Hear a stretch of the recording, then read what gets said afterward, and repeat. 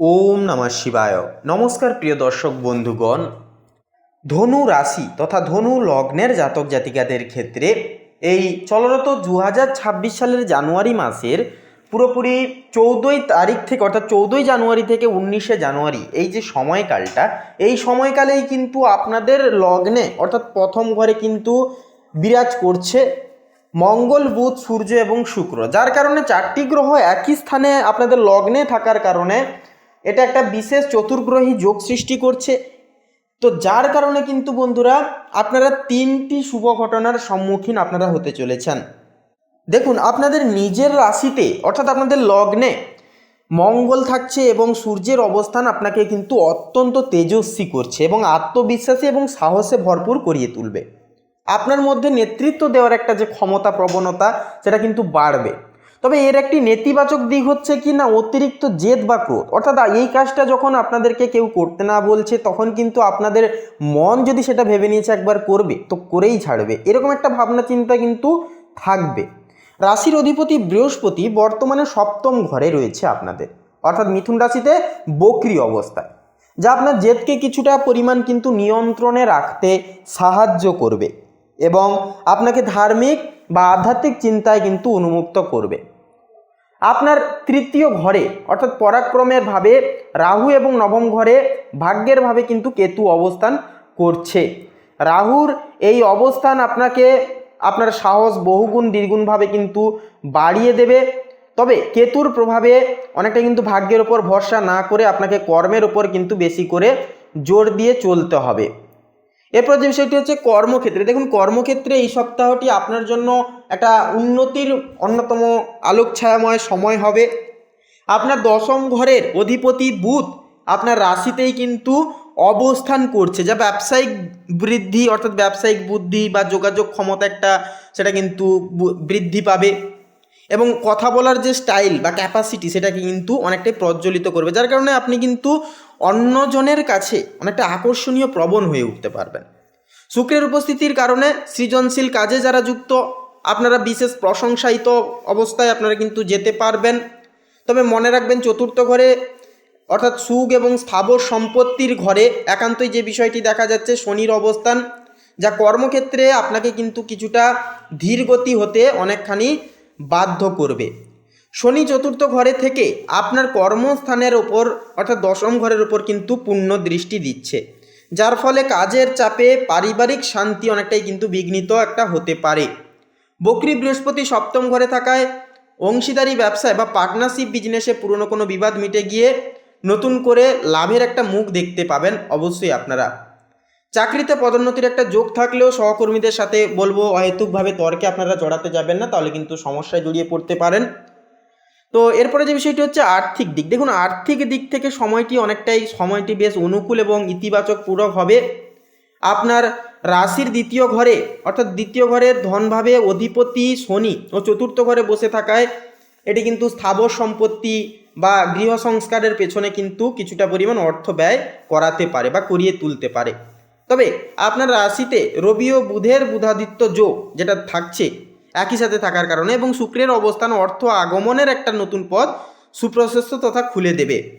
মঙ্গলের প্রভাবে একান্তই সাহসের সাথে কোনো বিনিয়োগ করলে তাতে কিন্তু বড় লাভের একটা চান্স বা সম্ভাবনা কিন্তু রয়েছে। কিন্তু যেহেতু রাহু দ্বিতীয় ঘরে বসে আছে, তাই ভাই বোন বা প্রতিবেশী প্ররোচনায় কোনো বড় অঙ্কের টাকা লেনদেনে না করাই কিন্তু বলবো ভালো হবে। এছাড়াও লটারি ফাটকার দিকে যদি আপনারা পদক্ষেপ নেবেন ভাবছেন, তাহলে লটারি ফাটকার দিকেও বলবো বা কোনো বিনিয়োগকারী সংস্থা থেকে একান্তই আপনারা দূরে থাকুন, সাবধান এবং সচেতন বেশি বেশি করে থাকুন এবং অবশ্যই আপনারা এই সময়কালে ইনভেস্ট সেক্টর থেকে যতটা পারবেন দূরে থাকার চেষ্টা অবশ্যই করুন।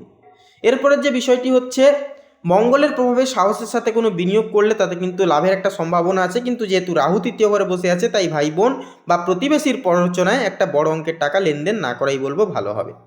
নবম ঘরে কেতু থাকায় পৈতৃক সম্পত্তি নিয়ে কোনো জটিলতা একটা দেখা দিতে পারে।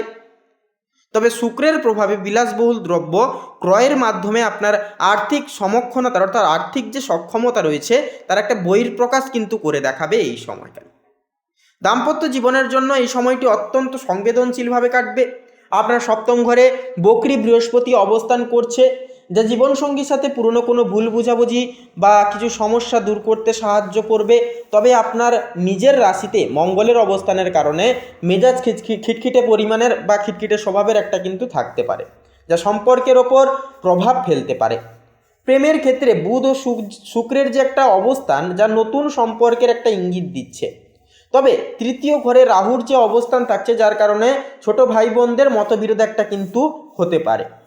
চতুর্থ ঘরে শনির অবস্থান মায়ের স্বাস্থ্যের প্রতি যত্ন নেওয়ার একটা নির্দেশ বা একটা ইঙ্গিত কিন্তু এই সময় একটা দিচ্ছে। পরিবারের আপনার যে কৃতিত্ব বজায় থাকলেও সবার মতামতকে একান্তই গুরুত্ব দিলে একটা পরিবেশ শান্ত এবং শিথিলময় অনেকখানি কিন্তু থাকবে। স্বাস্থ্যের দিক থেকে দেখুন, স্বাস্থ্যের দিক থেকে আপনাকে আপনার রক্তচাপ বা অগ্নিজনিত দুর্ঘটনা থেকে সতর্ক থাকতে হবে। আপনার রাশিতে মঙ্গল ও সূর্যের অবস্থান শরীরে উত্তাপ অনেক অক্ষাংশে বাড়াতে পারে। মীন রাশিতে শনির অবস্থানের কারণে পায়ের ব্যথা বা স্নায়বিক কিছু সমস্যা আপনারা ভুগতে পারেন। শিক্ষার্থীদের জন্য এটি একটি দুর্দান্ত সময় সচিবকাল হবে, কারণ আপনার রাশিতেই জ্ঞানের গ্রহ বুধ এবং ধর্মের গ্রহ রবি অবস্থান করছে। বক্রী বৃহস্পতির প্রভাবে উচ্চশিক্ষায় যারা বাধা পাচ্ছিলেন বারবার, আপনাদের সেই বাধা কিন্তু কেটে যাবে। তবে রাহুর প্রভাবে মাঝে মাঝে মনোযোগ বিচ্যুতও কিন্তু হতে পারে। তাই বলবো নিয়মিত প্রাণায়াম বা যোগব্যায়াম করাটাও কিন্তু জরুরি হবে। এর পরের যে বিষয়টি হচ্ছে ধনু লগ্নের ক্ষেত্রে কিন্তু এই সময়টা অনেকটাই কিন্তু মানসিক টানাপোড়েনের মধ্য দিয়েও কিন্তু মাঝে সাঝে যেতে পারে।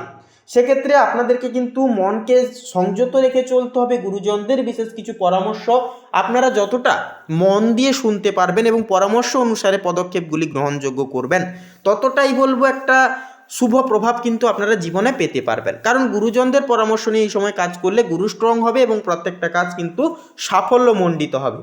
এর পরের যে বিষয়টি হচ্ছে প্রতিকার ও সমাধান। দেখুন, গ্রহের এই জটিল সময়ে শুভ ফল পেতে প্রত্যেকটা দিক থেকে নিম্নলিখিত একান্ত কিছু কাজ করতে পারেন বা রেমেডি উপায় আপনারা কিছু করতে পারেন। সেক্ষেত্রে নিজের রাশিতে মঙ্গলের একটা উগ্রতা কমাতে প্রতিদিন হনুমান চালিসা পাঠ করুন। এতে কিন্তু মনকে কন্ট্রোলে করতে পারবেন এবং মঙ্গলকে কিন্তু কন্ট্রোলে আনতে পারবেন। চতুর্থ ঘরে শনির অশুভ প্রভাব কাটাতে শনিবার সন্ধ্যায় অশ্বত্থ গাছের তলায় সর্ষের তেলের প্রদীপ জ্বালান। রাশির অধিপতি বক্রী বৃহস্পতির আশীর্বাদ পেতে কোনো বয়স্ক ব্যক্তি বা গুরু জাতীয় কাউকে একান্ত হলুদ রঙের পোশাক বা মিষ্টি উপহার স্বরূপ দিন। এটা কিন্তু দুর্দান্ত কার্যকারিতা হবে আপনাদের ক্ষেত্রে। তো বন্ধুরা, ধনু লগ্নের ক্ষেত্রে বলি আজকের এই পর্বটি এই পর্যন্ত। আজকের এই পর্বটি ভালো লাগলে, মনোগত হলে অবশ্যই আপনারা কমেন্টে লিখে যান হর হর মহাদেব, জয় সবার বড় ঠাকুর শনিদেবের জয় অবশ্যই লিখে যান। সমস্ত মনের ইচ্ছা কামনা বাসনা একান্তই কিন্তু পূর্ণ হবে।